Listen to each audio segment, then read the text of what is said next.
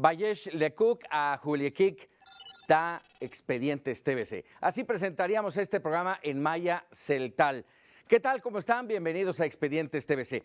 Y por ello hoy abrimos un expediente sobre las lenguas indígenas, historia y futuro. Acompáñenos.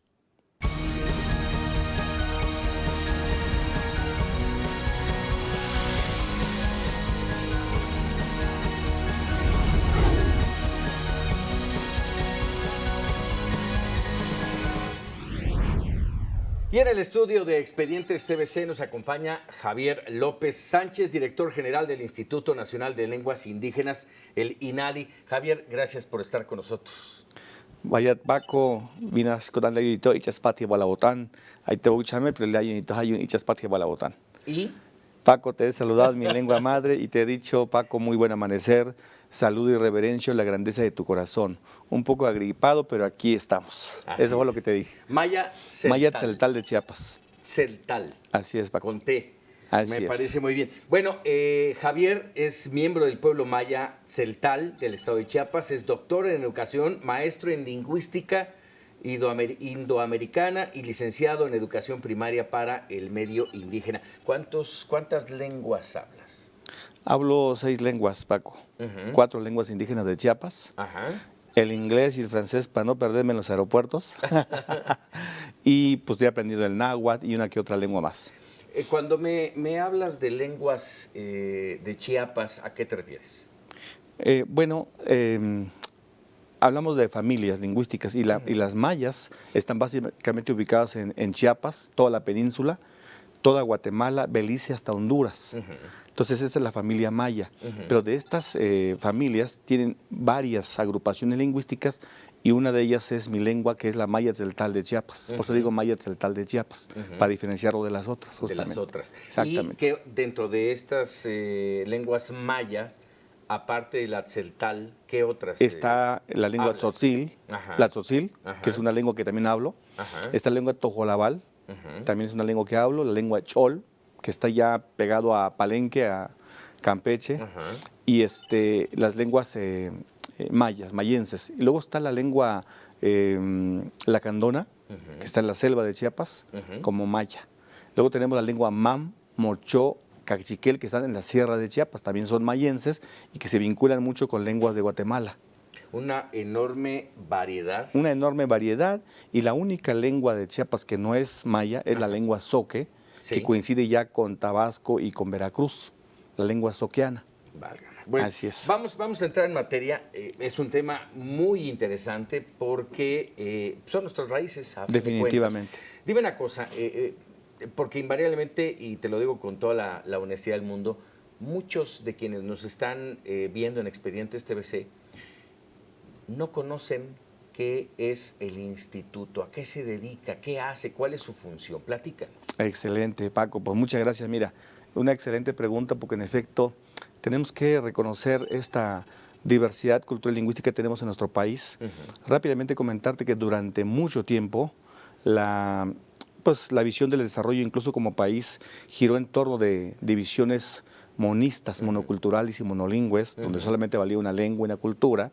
Entonces las políticas públicas giraron en torno a una sola lengua, que es, yo digo ahora mi otra lengua, que es el español. El español. Yo digo, es mi otra lengua. Y entonces esas fueron las políticas públicas en justicia, en salud, en educación, por no decir que en todas. Entonces todas las lenguas que peyorativamente se veían como dialectos, pues había que desaparecerlas. Las escuelas fueron un espacio importante de dejar de hablar las lenguas. Muchos, yo fui parte de ellos, de ser castigado por hablar mi lengua madre, porque nos obligaban a hablar español. De manera que yo tengo la fortuna de hoy hablar mi lengua y hablar otras. Muchos de mi edad ya no tienen la fortuna de hablar su lengua, porque sus padres, de estos niños jóvenes, les caló muy hondo el que les dijeran que ya no hablaran su dialecto, sino solo el español. Entonces la escuela, la familia, la sociedad, imagínate la presión. Los llevaba a ser discriminados. Definitivamente a un proceso fuerte de discriminación, exclusión, marginación. Yo digo, pasé por ese proceso por no poder pronunciar, por ejemplo, la R. Muchas veces por eso fui tildado de tonto, ignorante, no sabe hablar.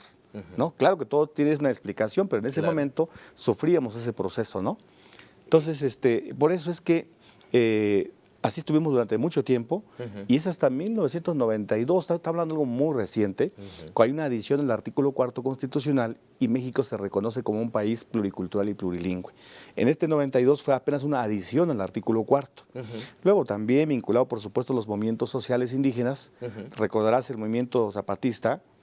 Después de eso vino unos cambios en el marco jurídico nacional permeados por el internacional. En el 2001 hay una reforma más profunda del 2001, el artículo 2, donde se vuelve a reconocer México como un país pluricultural y plurilingüe, y inmediatamente después, en el 2003, sale a la luz pública la Ley General de los Derechos Lingüísticos de los Pueblos Indígenas, y esta ley, lo digo por tu pregunta, justamente esta ley crea el Instituto Nacional de Lenguas Indígenas, que sería la instancia del gobierno de la República para articular e implementar políticas públicas para revertir el proceso del monismo cultural y lingüístico, es decir, trabajar a favor de las lenguas indígenas, como dice la propia ley, que estén en todos los ámbitos de la vida pública y privada. Un aspecto importante, Paco, de esta ley es que también por primera vez en México las políticas del lenguaje del Estado mexicano da un giro importantísimo, porque por primera vez con esta ley se da el mismo estatus de nacionales. Las 364 lenguas indígenas que tenemos hoy y el español, nuestra otra lengua. Son lenguas nacionales con la misma validez jurídica, parejo por nacionales parejo. Y oficiales. Ahorita la ley nos habla de nacionales, nada más. Nada más. Obviamente el español tiene abrumadora presencia en todos los ámbitos de la vida, económica, política, social, cultural y todo, ¿no? Pero las lenguas nacionales, como dice la ley, como te decía, son nacionales. Multicultural y multilingüe. ¿Cuántas lenguas tenemos en México?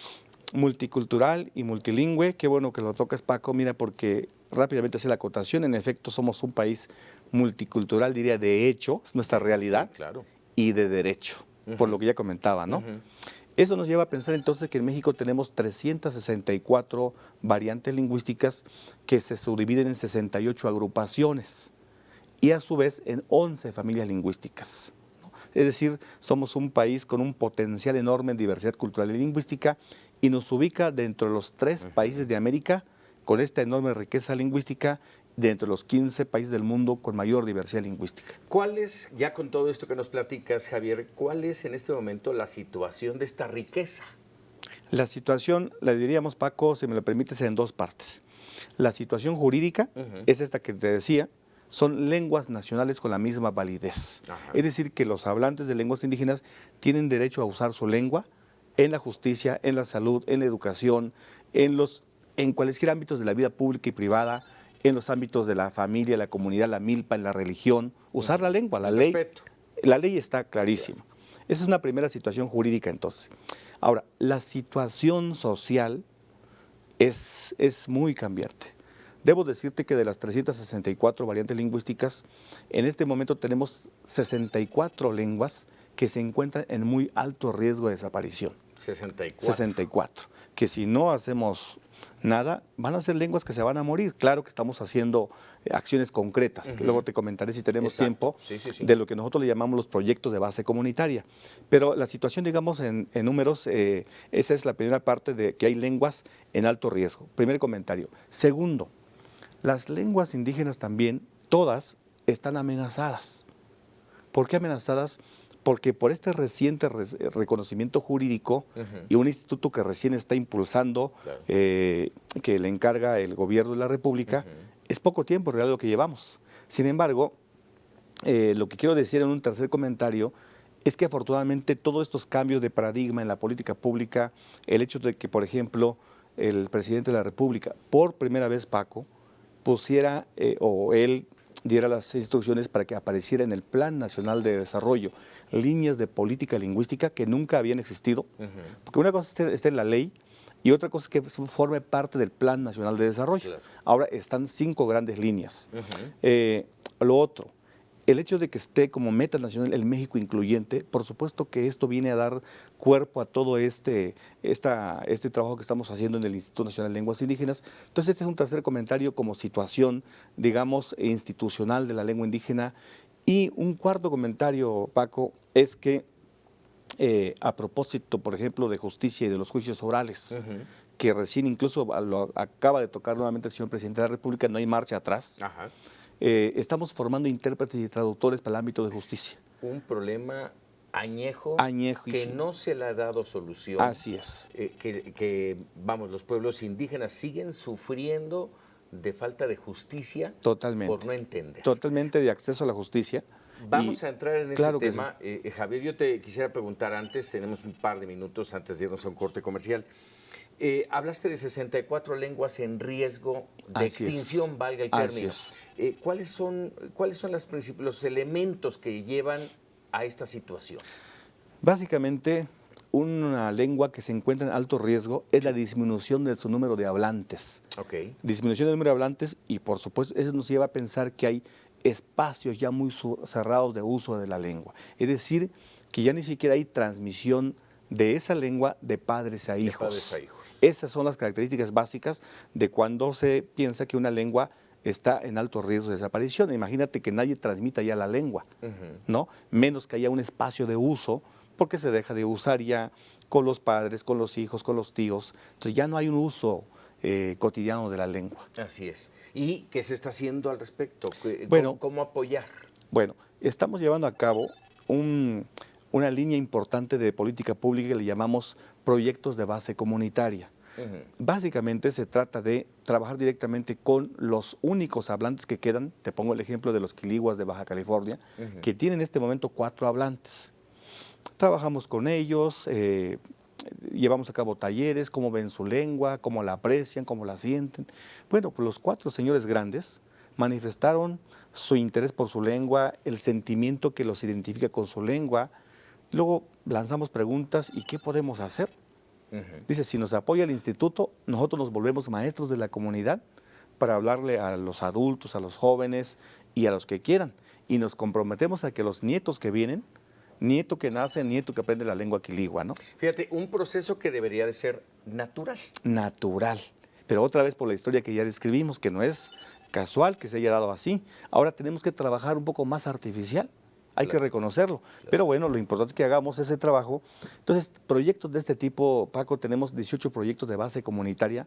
Estamos trabajando con las lenguas de más alto riesgo. Estoy hablando de los quiliguas, los cucapás que están en Baja California, que tienen muy poco número de hablantes, quiliguas 4. Estamos trabajando con los ayapanecos de Tabasco, que en el censo aparecen solo 21, pero 8 hablan nada más. Fíjate. Estamos trabajando con los olutecos de Veracruz. Estamos trabajando también con la gente hablante de Mamo, Chichiquel de la Sierra de Chiapas. Y así te puedo mencionar otros proyectos, claro. Incluso, Paco, incluso la lengua zapoteca, que a pesar de que tiene arriba de 500,000 hablantes, fíjate, hay variantes del zapoteco que están moribundas. Entonces estamos trabajando con esas variantes lingüísticas del zapoteco para que no se mueran. Muy bien. Javier, vamos a hacer una breve pausa. No le cambie, estamos en Expedientes TVC hablando de las lenguas indígenas en México, presente y futuro. Regresamos.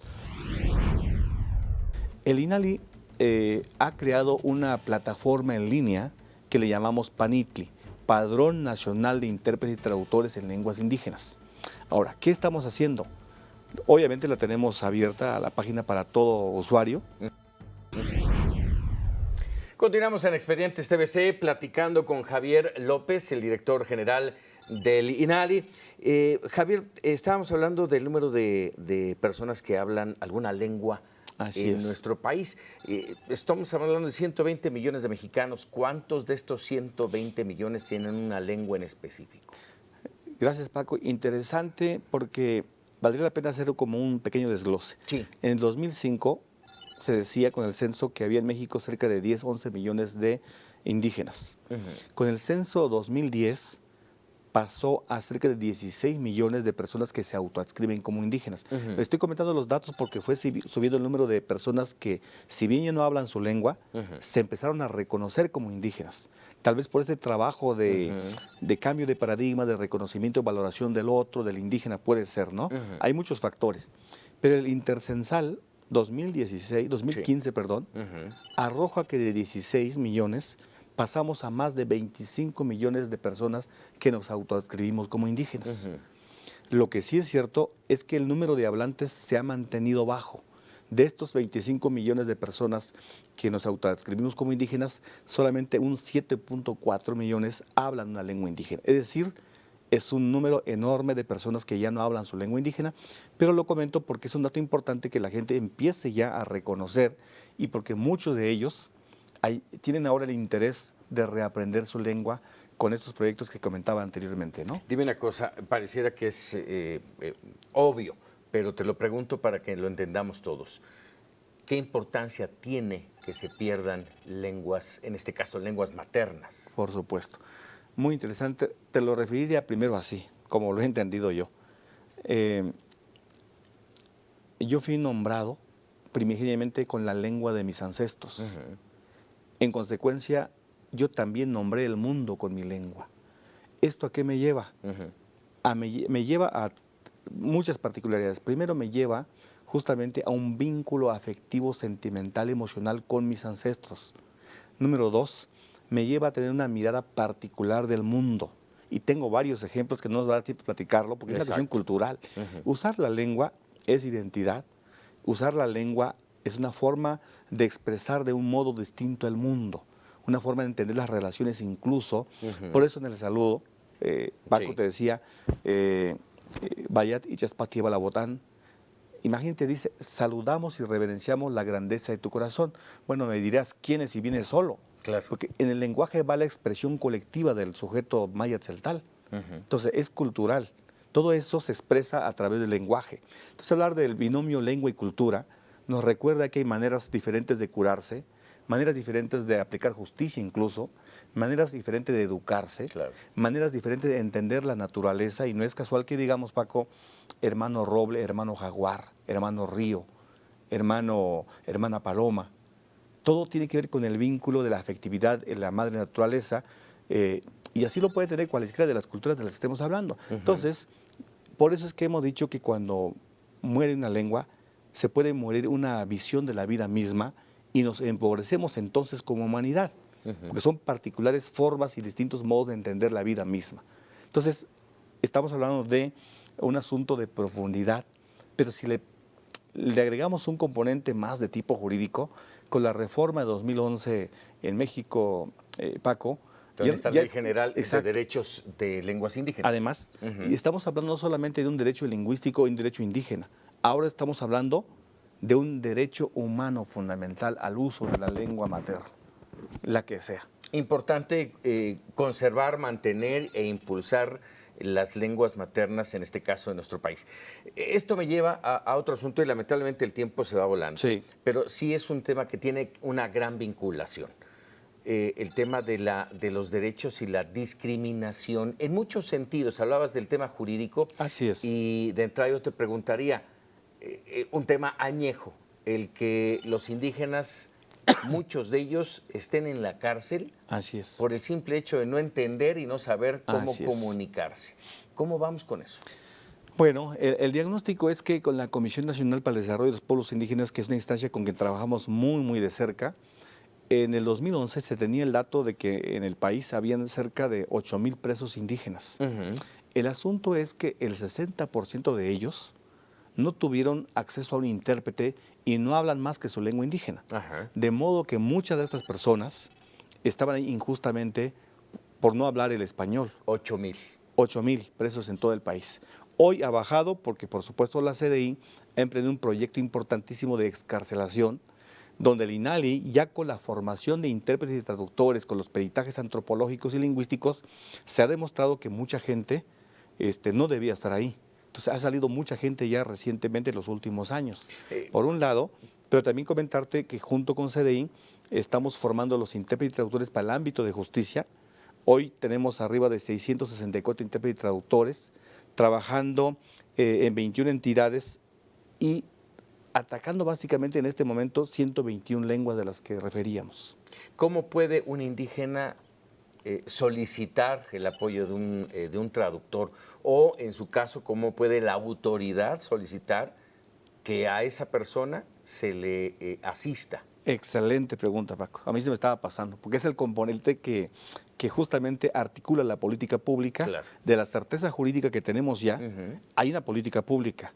El INALI ha creado una plataforma en línea que le llamamos PANITLI, Padrón Nacional de Intérpretes y Traductores en Lenguas Indígenas.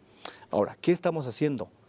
Obviamente la tenemos abierta a la página para todo usuario. Entonces, esta página, este padrón, la conocen las instituciones de justicia. Estamos firmando convenios. El año pasado, encabezado por don Miguel Ángel Osorio Chong, el señor presidente de la Suprema Corte de Justicia, sí, la señora Procuradora de Justicia de la República, la CDI, el INALI, firmamos un importante convenio justamente del acceso a la justicia con perspectiva intercultural.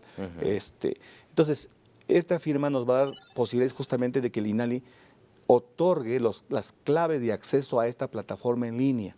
De manera que si un ámbito de juez, de justicia, ministerio público, juez, del que estemos hablando, ellos al tener el código acceden directamente al padrón y contactan directamente a los intérpretes sin ni siquiera que pasaría al instituto. Entonces, esa es la forma más pronta que hemos buscado ahora. Este padrón en línea la tenemos permanentemente actualizado, donde están registrados los 664 intérpretes y traductores. Pero depende mucho de la autoridad. Depende mucho. De hecho, estamos en diálogo porque el INALI ya formó los intérpretes junto con CDI. Sí. Pero ahora nosotros decimos, aquí están ya identificados, formados y certificados profesionales de la interpretación en justicia. Bueno, justicia, ahí están los intérpretes. Ahora les toca a ellos requerir sus servicios y el diálogo que estamos teniendo ahora es cómo garantizar el pago de estos intérpretes. Y sobre todo una parte importante, que los pueblos indígenas, la gente de estos pueblos, sepa que tienen esa herramienta y que la pueden solicitar y demandar en su momento si es necesario. Porque si no lo saben, la autoridad puede ser omisa, ¿eh? Totalmente de acuerdo, Paco, y por eso aprovecho a agradecerte este espacio, porque nos falta más difusión, hay que reconocerlo, nos falta mucho más difusión sobre los derechos lingüísticos mismos de los pueblos indígenas. ¿A qué derechos? ¿Cuáles son mis derechos lingüísticos que tengo? Claro. Y fíjate que en efecto conocer los derechos ayuda. Te pongo rápidamente un ejemplo. Hace 1 año y medio tuvimos un hermano ñañú de Hidalgo, afortunadamente conocía sus derechos, tuvo un requerimiento por la justicia y le dijeron, bueno, pues hablas español, pues todo el proceso va a ser en español. El compañero ñañú dice, no, tengo derecho a usar mi lengua, aun cuando hablo un poco el español, no me siento capaz de dar mi declaración en español, prefiero hacerlo en mi lengua. Le estaban diciendo que no, y él exigió sus derechos.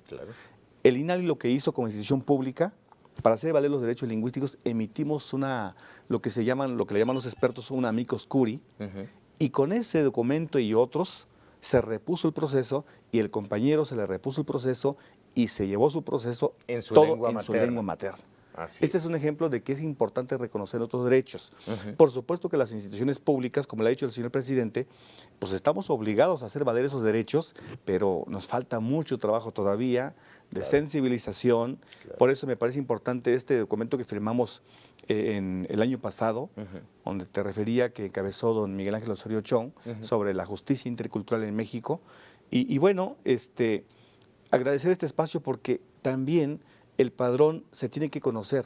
Nos falta mucho más trabajo para que el padrón nacional se conozca en todos los ámbitos de la vida pública y privada, y los hablantes conozcan este padrón, esta herramienta que sin duda a ella pueden acudir. Tenemos escasamente 1 minuto más o menos, Javier, y yo te quisiera cuestionar 2 cosas. ¿De qué manera se dio un impulso en recientes fechas? Primero, la visita del Papa Francisco y esa reunión allá en San Cristóbal de las Casas con pueblos indígenas de todo el país y fuera del país. Y la otra, la celebración también hace unas cuantas semanas del Día Internacional de la Lengua Materna. ¿De qué manera están empujando en beneficio de las lenguas indígenas? Muchísimo, Paco, muchísimo, porque te refería a la situación social y jurídica de las lenguas indígenas, que en materia jurídica muchos países de América Latina nos han volteado a ver. De hecho, estamos asesorando ahora, hemos firmado un convenio con el Ministerio de Cultura de Perú, de Paraguay, porque muchas de nuestras líneas de política pública les ha interesado a estos países. Entonces estamos avanzando. Sin embargo, nos falta mucho por hacer, hay que reconocer justamente, y por eso estos sucesos abonan, por supuesto, a todo ese marco jurídico que tenemos. Por eso te refería hace un momento, ¿no? La ley es clara, las lenguas tienen derecho a ser usadas en cualquier ámbito, en la milpa, en la religión, ¿no? En la justicia, en la salud. Entonces, eso ya está en el marco jurídico. Lo que nos falta es implementar más políticas públicas y el INALI está en eso, es nuestra responsabilidad, no la vamos a dejar de lado, es nuestra responsabilidad y estamos creando sinergias con todas las instituciones del nivel federal, estatal y municipal Claro. y directamente con las comunidades indígenas. Entonces, Rápidamente, abonan, Javier. por supuesto, a todo esto. Con todo esto, Javier, ¿cuál es el futuro? El futuro, Paco, me parece que justamente es, como lo dijera un experto, aprender a vivir en la diversidad.